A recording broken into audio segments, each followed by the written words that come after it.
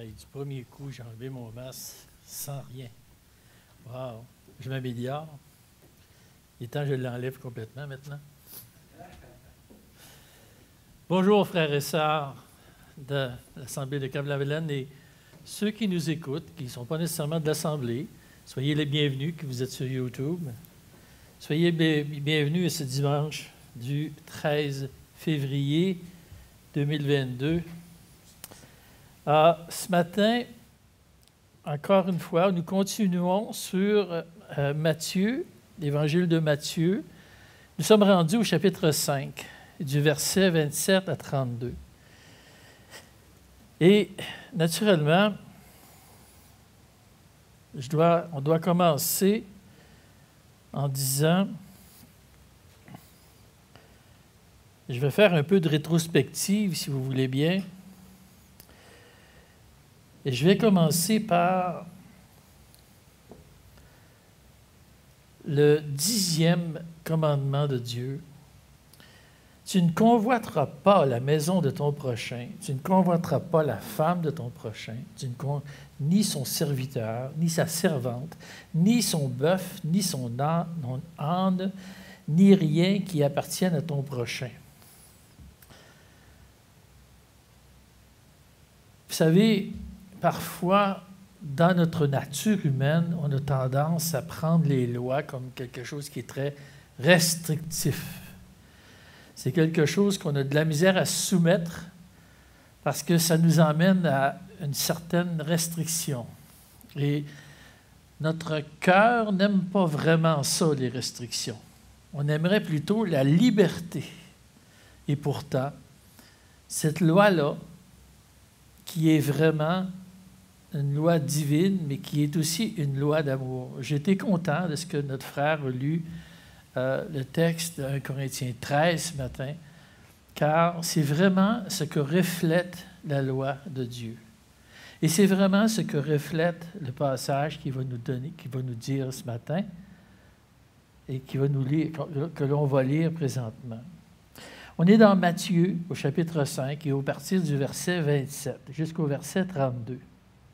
Vous avez appris qu'il a été dit, « Tu ne commettras point d'adultère. » Mais moi, je vous dis que quiconque regarde une femme pour la convoiter a déjà commis un adultère avec elle dans son cœur. Si ton œil droit est pour toi une occasion de chute, arrache-le et jette-le loin de toi. Car il est avantageux pour toi qu'un seul de tes membres périsse et que ton corps entier ne soit point jeté dans la géhenne. Et si ta main droite est pour toi une occasion de chute, coupe-la et jette-la loin de toi. Car il est avantageux pour toi qu'un seul de tes membres périsse et que ton corps entier n'aille pas dans la géhenne.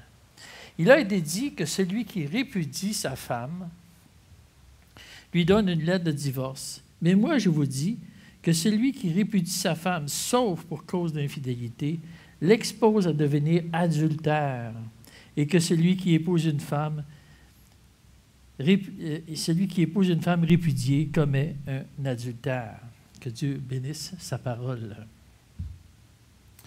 On a vu il y a quelque temps que Jésus dit à ses apôtres au verset 20 que la justice qu'il doit rechercher doit dépasser celle des hommes religieux et respectables. Enseignement révolutionnaire, s'il y en est un, pour l'époque. Étant donné que la justice et la loi établies dans l'époque, de cette époque-là, étaient considérées comme de très haut niveau. Cette loi-là était wow, c'est une belle loi, c'est une loi qui rencontre tous les besoins. Et elle pensait même que cette religiosité-là pouvait nous donner accès, pouvait permettre qu'on puisse s'approcher de Dieu. Mais le verset 20 devient incompréhensible parce qu'il dit, tu veux accomplir la loi, c'est ce que tu as dit au verset 17. Puis, nous, comme on la connaît, cette loi qui est au summum de son art ne permet pas d'acquérir la justice pour acquérir le royaume, pour aller au royaume. Je ne comprends pas. Tu veux l'accomplir, mais ça a besoin d'explication. Les enseignements du Seigneur sont tout à fait nouveaux. Ils sont bouleversants et innovateurs et ont besoin d'être expliqués. Et c'est ce que Christ fait dans le reste du discours sur la montagne. Le verset 17 et jusqu'à 20 n'ont été qu'une introduction à tout le reste du discours sur la montagne. Voilà pourquoi notre frère Stéphane a parlé de la colère, de la réconciliation. Il a expliqué comment Christ en a parlé et comment il a su l'emmener à un autre niveau. Il y a certainement différentes manières d'accomplir une ordonnance. La manière de Christ propose et a pour but de démontrer l'amour parfait de Dieu. Comme Dieu veut être aimé et comment est-ce qu'on doit, nous aussi, développer cet amour-là en nous. Stéphane nous a fait remarquer que pour chaque point des buts, vous avez entendu ou vous avez appris qu'il a été dit. Il n'est jamais dit comme il a été écrit. C'est une tradition. Eh bien, le Seigneur ajoute, « Mais moi, je vous dis, c'est un enseignement. Mais moi, je vous dis, j'ai eu un enseignant dans ma vie qui m'a dit un jour, faites très attention à ce qui est toujours après le mais. Le mais amène un aspect vraiment différent de ce qui a été dit. Et c'est vraiment ce que le Seigneur nous fait, là. C'est ce qu'il fait. Il nous amène quelque chose de différent de ce qui a été dit. Voilà pourquoi, voyez-vous, dans ce qu'il dit, il n'est jamais dans l'opposition. Il ne s'oppose jamais à la loi, mais il est dans la précision. Il la précise. Voilà pourquoi il peut dire qu'il n'est jamais venu pour l'abolir, mais il est venu pour l'accomplir. Et tous ses propos, et tous les propos qu'il soutient, il n'est jamais en contradiction avec la loi. Il examine la loi, okay? Mais il désire nous dire comment l'esprit de la loi va s'accomplir. Toutes les religions du monde mettent d'avant des lois. Nous avons tous des lois. Je me rappelle, dans mon ancienne vie, il y avait toutes sortes de lois et de choses que je devais faire. Je n'ai pas vraiment embarqué là-dedans. Ça n'avait pas beaucoup de sens pour moi. Mais pour d'autres personnes, c'est intense, ces lois-là. Et je comprends que ça peut l'être. Mais Christ nous parle de lois, mais il parle surtout, et ce qui importe, c'est comment elle s'accomplit. Et c'est cela l'important. La loi existe, mais comment elle s'accomplit. Le sujet de l'adultère que nous allons voir aujourd'hui, que nous avons lu tout à l'heure, sujet qui se rencontre dans toute la parole de Dieu, dans l'Ancien et même dans le Nouveau. Ce problème, le problème que l'homme vit, est très préoccupant pour Dieu. L'adultère, c'est quelque chose qui est important. Mais en fait, c'est quoi l'adultère? L'adultère, selon Wikipédia, okay? Selon Wikipédia, c'est le fait qu'un époux ou une épouse viole le serment de fidélité et de partage. C'est ce que Wikipédia nous donne comme définition de l'adultère. Mais Dieu va plus loin. Dieu utilise ce terme lorsqu'il parle des péchés de son peuple, qui se sont tournés vers des idoles. Et c'est dans Ézéchiel, dans Jérémie et dans Ésaïe, il fait mention qu'il a un peuple adultère. Il qualifie son peuple adultère principalement parce qu'ils ont trahi l'engagement qu'il avait pris pour se tourner vers d'autres dieux. Et c'est là l'adultère. Cet engagement a été prononcé par le peuple de Dieu à 4 endroits dans l'Ancien Testament. 2 fois dans l'Exode et 2 fois dans Deutéronome. Jamais il dira au peuple alentour d'Israël, comme l'Égypte, la Syrie, qui sont des adultères. Ces peuples-là ne se sont jamais engagés pour Dieu, et malgré qu'ils sont très pécheurs, comme tous les hommes, ils ne sont pas adultères, ils n'ont pas cet attribut-là. Et même Jacques, que l'on lit au chapitre 4, Jacques dit « Parce que vous demandez mal dans le but de satisfaire vos passions, adultères que vous êtes, ne savez-vous pas que l'amour du monde est inimitié contre Dieu? » Donc, l'adultère, dans le terme général, n'est pas juste pour les personnes mariées. L'adultère est pour celui qui rompt un engagement. Un peu comme, mettons un exemple, un peu comme notre baptême. Lorsque nous avons été plongés dans l'eau, ça veut dire, est-ce que tu vas décider d'obéir Dieu jusqu'à toute ta vie? Et vous avez dit oui. Et les personnes qui ont été baptisées ont dit oui. S'il avait dit non, ils ont dit, bon, on laisse faire, sors de l'eau, c'est réglé.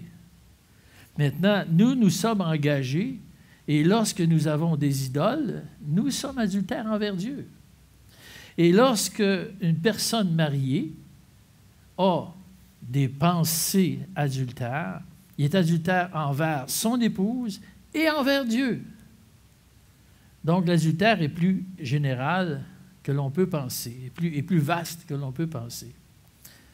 Maintenant, restons sur l'adultère dans le mariage. La loi est concernée par celui qui fait l'adultère. Et Christ ajoute une précision, l'adultère dans la pensée ou l'adultère dans ce qui nourrit le cœur. Parce que dans la parole de Dieu, le cœur et la pensée, c'est la même chose. Vous dire, oui, mais vous l'avez dans ta tête, mais ça ne descend pas au cœur. Mais lorsque je le pense dans ma tête, c'est mon cœur qui est nourri. Si nous parlons de sexe, OK, laissez-moi vous montrer l'organe sexuel le plus actif de tous, le plus important, celui qui est à la base de tout péché. Voilà. Le cerveau. Le cerveau, c'est de lui que ça part. C'est le début, c'est l'amorce. Vous n'êtes pas surpris, vous n'êtes pas surpris d'apprendre que le péché qui touche le sexe, que ce soit l'adultère ou la fornication, ou d'autres noms que l'on peut nommer, là, okay? La source principale vient du cerveau, vient de nos pensées. Dieu nous dit que le correctif à apporter se situe avant de passer à l'action et se situe dans nos pensées. Pour moi, la pornographie ou toutes ces formes, sur toutes ces formes, là, on peut penser à beaucoup de choses là, que le monde peut nous bombarder. Là. Toute espèce de pornographie, c'est de l'adultère et de la fornication, selon la personne. Dieu n'a pas créé le sexe pour qu'il soit utilisé comme ça. Le sexe est une belle chose, c'est quelque chose de bien, c'est quelque chose qui est satisfaisant, c'est quelque chose qui peut être grand lorsqu'il est mis à sa place. C'est très important de garder la chose que Dieu a créée à l'endroit où ce que Dieu l'a créée. Comprenez à quelque part que nous avons été élevés, je suis assez vieux pour vous dire, quand j'étais plus jeune, le sexe était tabou. On ne pouvait pas parler de ça. On aurait dû en parler, sainement, pudiquement, mais on aurait dû en parler. Parce que le sexe n'est pas tabou, mais le sexe a une place. Et c'est ce que j'ai essayé de donner à mes enfants lorsque je les ai élevés. Pourquoi Dieu désire-t-il que je surveille mon cœur et ma pensée? Après tout, ce n'est pas si grave que ça. Viens donc, c'est rien qu'une pensée. J'affecte personne. C'est juste une pensée. Je ne fais pas de mal à personne. Et pourtant, ces pensées-là brisent beaucoup de choses. Les simples pensées brisent beaucoup plus que ce qu'on peut croire. En premier lieu, elle brise la relation que j'ai avec mon Dieu. Deuxièmement, elle brise la relation que je désire développer avec mon époux ou mon épouse. Finalement, je brise ce que je suis devenu, un enfant de Dieu. Celui qui a des pensées adultères serait malaisé que ses pensées puissent être vues. Vous avez l'image des petits bonhommes là, avec un petit nuage, là, puis des bulles, là, puis vous vous promenez dans la maison, puis votre épouse voit tout ce que vous pensez. Oh, vous seriez gêné. Et avec raison.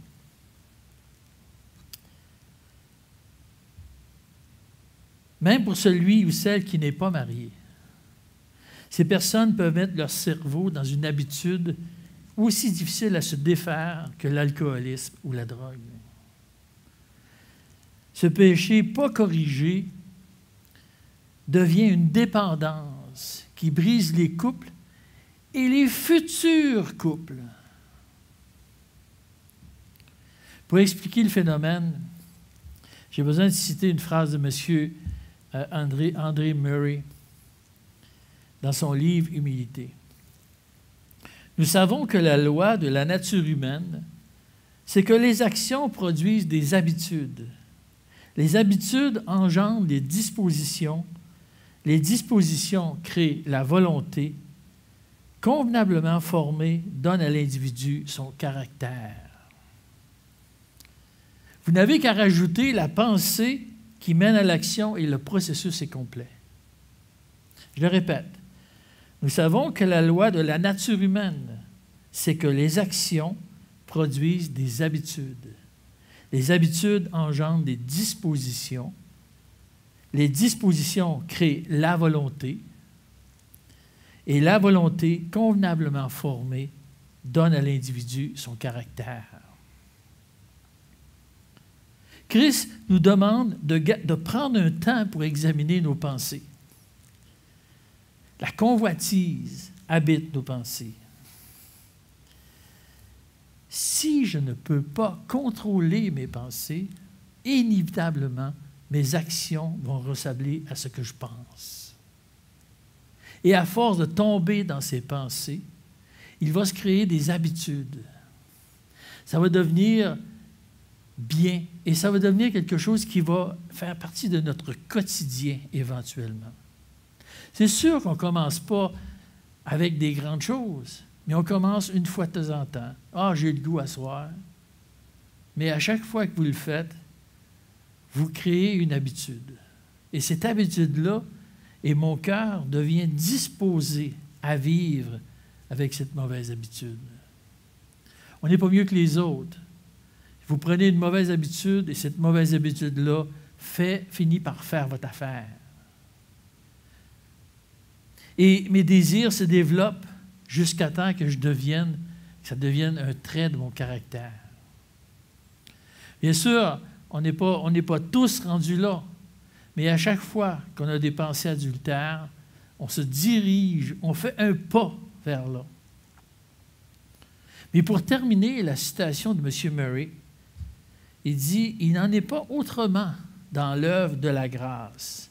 Comme les actes, répétés avec persévérance, engendrent des habitudes et des dispositions, et que celles-ci fortifient la volonté, afin, ainsi la foi ferme du croyant qui permet à celui qui produit en nous le vouloir et le faire. » Et c'est un peu une paraphrase de Philippiens 2,13.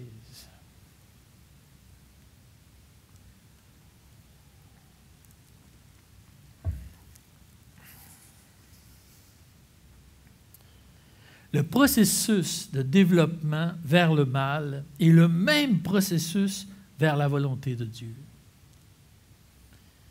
La solution est dans la pensée. Obéir à Dieu dans nos pensées pour en arriver à obéir dans nos actes.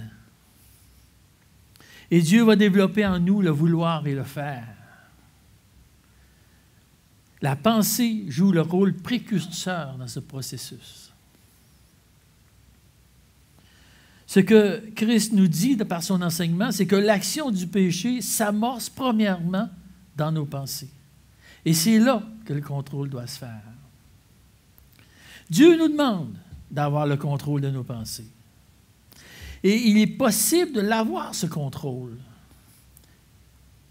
dans la mesure où nous dépendons de Christ. Celui qui nous a délivrés de la puissance du péché, il nous permet de faire un choix sur ce que l'on pense. Voilà la véritable liberté. J'ai le choix. J'ai le choix de dire oui ou de dire non. J'ai le choix de pouvoir changer nos pensées. On dit souvent que nous n'avons pas été enlevés de la présence du péché. Et ça, je n'ai pas besoin d'emmener bien des exemples pour que ça soit vrai. Vous avez juste à ouvrir votre téléviseur et vous allez être en présence du péché automatique. Vous avez juste à prendre votre voiture puis sortir un peu. Présence du péché. Vous avez juste à être assis chez vous et de rien faire et vous allez quand même être en présence du péché. Mais nous avons été libérés de sa puissance dans la dépendance de la personne de Christ. Nous avons le contrôle à travers la dépendance de Christ. Voilà pourquoi on peut lire dans les versets de Philippiens 4:8, « Au reste, frères, que tout ce qui est vrai, tout ce qui est honorable, tout ce qui est juste, tout ce qui est pur, tout ce qui est aimable, tout ce qui mérite l'approbation, ce qui est vertueux et digne de louange, soit l'objet de vos pensées. » Ce verset-là ne pourrait pas être là s'il ne nous demanderait pas le contrôle. C'est-à-dire qu'on peut choisir l'objet de nos pensées. On peut choisir l'objet de nos pensées. Wow! Comment ça se fait? Comment est-ce qu'on peut faire ça? Voilà pourquoi nous considérons la croix si importante. Si nous mettons notre foi dans le sacrifice de Christ sur la croix, et si nous mettons notre foi sur ce point-là aujourd'hui, dans le sacrifice de Christ, nous sommes de ceux qui l'ont reçu. À ceux qui croient en son nom, il a donné le pouvoir de devenir enfants de Dieu, lesquels sont nés non du sang, ni de la volonté de la chair, ni de la volonté de l'homme, mais de Dieu. Il a donné le pouvoir de devenir enfant de Dieu. Il y aurait beaucoup à dire sur les pouvoirs que détient un enfant de Dieu. Nous avons des pouvoirs, nous avons des puissances. Mais un de ces pouvoirs est la capacité de gérer nos pensées dans la dépendance de Dieu. Je dis toujours dans la dépendance de Dieu parce que par moi-même, je ne suis pas capable. Par moi-même, je me laisse aller. Mais lorsque je suis en dépendance de Dieu, lorsque je retourne à la gloire de Dieu, ça fonctionne. Je peux décider de résister à la tentation et pour le sujet d'aujourd'hui, je peux décider de ne pas cultiver ou entretenir les pensées de ma chair. Premièrement, Dieu me donne par son esprit un certain discernement. Je sais ce qui peut être pensé et ce qui ne doit pas l'être. Je le sais très bien. Et c'est encore plus évident pour un enfant de Dieu, car l'Esprit parle.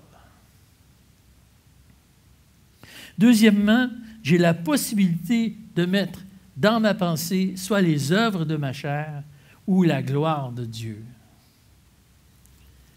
Et c'est dans les psaumes, psaume 101 qui dit « Je ne mettrai rien de mauvais devant mes yeux ». Et ce psaume-là, si vous le lisez, vous allez voir, c'est comment qu'un roi règne. Comment est-ce qu'il arrive à vivre équitablement? Je ne mettrai rien de mauvais devant les yeux. Mais nous avons cette capacité-là de ne pas mettre devant nos yeux quelque chose de mauvais. J'ai aussi la capacité de chasser les obscénités que le monde me propose pour mettre dans ma pensée. Et j'ai la capacité de le changer par la personne de Dieu.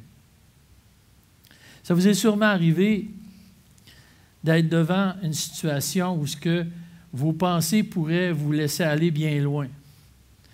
Si vous avez une libido qui est plus avancée, là, qui est plus vive, là, et puis vous pourriez très bien laisser aller votre pensée, puis vous laisser aller à ce que vous ayez. Puis ça serait même bien.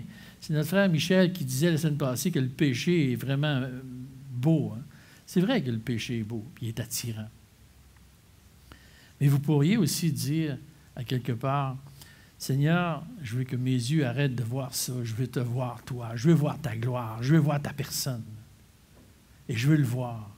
Et autant de fois que je devrais le faire, autant de fois que ça arrivera. Et c'est dans la persévérance qu'on va réussir à aboutir à quelque chose. J'ai cette capacité-là. Pourquoi? Eh bien, Romains, au chapitre 7, c'est Paul qui nous dit ça, en Romains, chapitre 7. « Mais je vois bien qu'une autre loi est à l'œuvre dans mon corps. Elle combat la loi qu'approuve ma raison. Et elle fait de moi un prisonnier de la loi de péché, qui, dans mes membres, malheureux que je suis, qui me délivrera de ce corps voué à la mort? » Dieu soit loué, c'est par Jésus-Christ, notre Seigneur. C'est parce que nous avons accès à ce Dieu, à ce grand Dieu, à Christ qui nous a sauvés, que nous sommes délivrés de ce fardeau. Et Dieu nous dit que nous pouvons le faire. Dieu sait où nous toucher face au péché qui nous enveloppe si facilement. Et nous comprenons ce verset dans 1 Corinthiens qui dit, quelle que soit la chose que vous faites, faites-le pour la gloire de Dieu. Faites tout pour la gloire de Dieu. Mes pensées aussi doivent être pour la gloire de Dieu. Et notre avancement, notre maturité spirituelle dépend de cela. Nous allons maturer d'abord dans notre cerveau pour ensuite avoir des actions. Tandis que les religions parlent juste d'action. Dieu dit non, non, non. Allons à la source. Changeons nos pensées pour que nos actions par la suite puissent être opérées. Dans le verset 29 et 30, Jésus n'enseigne pas. 29 qui dit, « Si ton œil droit est pour toi une occasion de chute, arrache-le et jette-le loin de toi. Il est avantageux pour toi qu'un seul de tes membres périsse, que ton corps entier soit jeté dans la guéhenne. Et si la main droite est pour toi une occasion de chute, coupe-la, jette-la loin de toi. Car il est avantageux pour toi qu'un seul de tes membres périsse et que ton corps entier n'aille pas dans la guéhenne. » Dans ces versets, Jésus n'enseigne pas la mutilation. Il veut nous montrer le danger du péché et de ses conséquences qui l'accompagnent. Christ nous enseigne comment avoir la victoire sur ces tentations. C'est vraiment un enseignement qui touche, qui devrait nous toucher, parce que Dieu nous dit comment faire. C'est très important.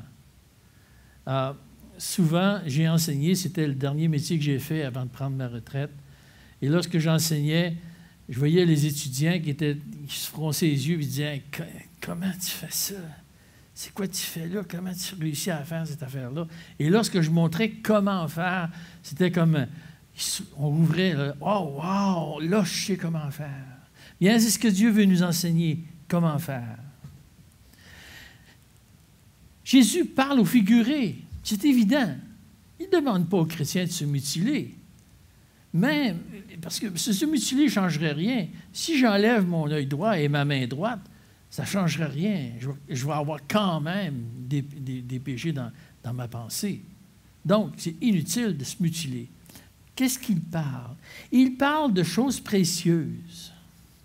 OK, pour le Juif, l'œil droit et la main droite représentaient les meilleures facultés du corps humain. C'était les plus précieux, les choses les plus précieuses sur une personne. L'œil droit et la main droite. Pour un juif, l'œil droit voyait mieux que l'œil gauche. Et la main droite opérait mieux que la main gauche. Je m'excuse pour les gauchers. Ce que le Seigneur veut dire, c'est que nous devrions être prêts à renoncer, même à ce qui nous semble précieux, même dans nos pensées. Parce que si nous le pensons et nous le pensons continuellement, ça devient précieux pour nous. Mais ces choses-là, même s'ils sont précieuses pour nous, devrions être prêts à le renoncer si cela nous éloigne de la volonté de Dieu. Pour le Seigneur, rien n'est plus précieux que d'être dans la volonté de Dieu. Rien. Absolument rien. Même pour le pompier sur une page de calendrier. Même pour la belle jeune femme qui présente tous ses atouts. Rien n'est plus précieux que d'être dans la volonté de Dieu.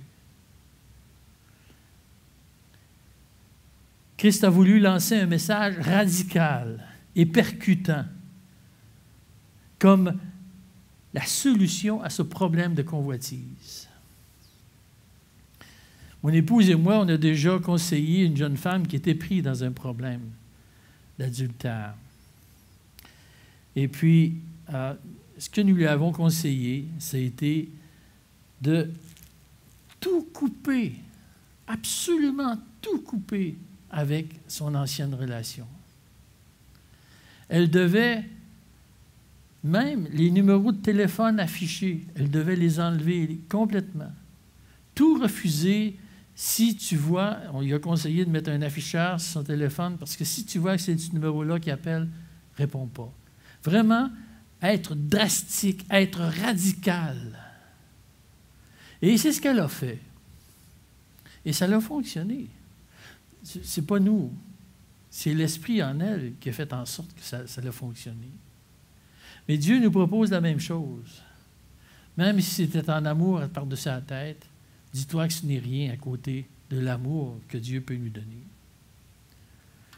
L'amour lorsqu'on respecte sa volonté. Dans les versets 31 et 32, Jésus, ici, il veut rectifier l'enseignement de la tradition des scribes et des rabbins. La coutume de ce temps, à propos du divorce, était que l'homme pouvait divorcer de son épouse pour n'importe quelle raison. Lorsqu'il présentait un repas brûlé, voilà, t'es divorcé, toi. Lorsque la femme faisait honte à l'homme en public, voilà, je vais te faire une lettre de divorce, puis c'est réglé. Ou tu te tiens mal, ou tu fais quelque chose de pas bien, ou lettre de divorce. Cette manière de faire ne correspondrait pas du tout à l'enseignement de l'Ancien Testament sur le divorce dans Deutéronome 24, 1 à 4. L'idée de Deutéronome 24, c'était pour protéger la femme divorcée sans ressources. Elle avait une lettre comme quoi les choses ont été faites en bonne et due forme. Mais Christ nous amène encore là une précision.